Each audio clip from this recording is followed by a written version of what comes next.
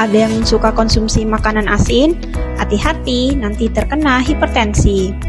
Halo semua, perkenalkan saya Dr. Sofi, dokter dari Puskesmas Buluto. Dok, hipertensi itu apa sih? Jadi hipertensi adalah kondisi di mana tekanan darah itu lebih dari sama dengan 140/90. Orang biasa menyebut hipertensi itu dengan tekanan darah tinggi. Kenapa orang bisa terkena hipertensi? Jadi, hipertensi itu disebabkan oleh banyak faktor. Biasanya kita membagi menjadi dua faktor. Yang pertama itu faktor yang tidak bisa dimodifikasi, lalu yang kedua faktor yang bisa dimodifikasi. Faktor yang tidak bisa dimodifikasi itu misalnya usia. Jadi semakin bertambahnya usia, resiko untuk mengalami hipertensi itu lebih tinggi. Lalu yang kedua itu faktor genetik. Jadi pada orang dengan riwayat keluarga atau orang tuanya menderita hipertensi, maka dia juga lebih berisiko untuk mengalami hipertensi. Lalu faktor yang bisa dimodifikasi itu seperti apa?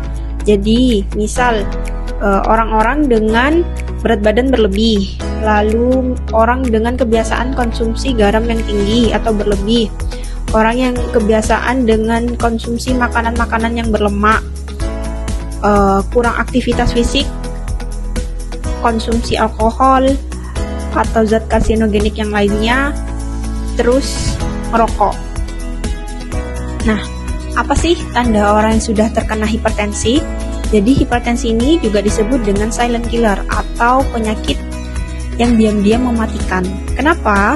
Karena sebagian besar orang yang terkena hipertensi itu mereka tanpa ada gejala pada awal mula terkena hipertensinya. Jadi mereka baik-baik aja. Namun pada beberapa orang itu juga bisa disertai dengan gejala nyeri kepala, terus rasa jantungnya atau dadanya berdebar-debar, suka kesemutan, mudah lelah, penglihatannya kabur. Itu beberapa gejalanya. Apakah hipertensi ini bisa disembuhkan? Hipertensi bisa kita kendalikan dengan 5 langkah. Kita biasa menyingkatnya dengan patuh. P.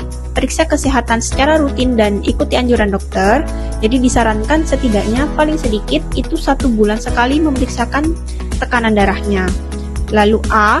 Atasi penyakit dengan pengobatan yang tepat dan teratur.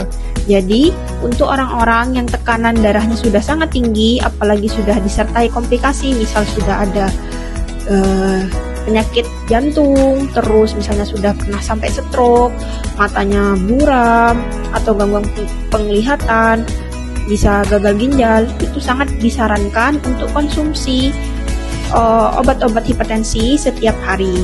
Lalu T, tetap diet dengan gizi seimbang. Jadi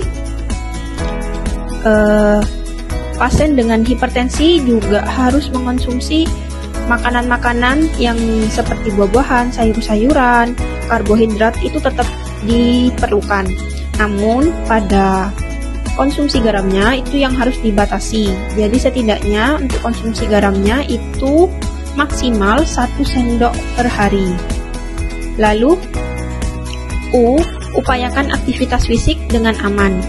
Jadi pada orang hipertensi apalagi dengan berat badan berlebih, olahraga yang disarankan adalah jalan kaki atau jalan cepat setidaknya 15-30 menit selama 3 kali seminggu. Lalu yang terakhir adalah H, hindari asap rokok, alkohol, dan zat karsinogenik.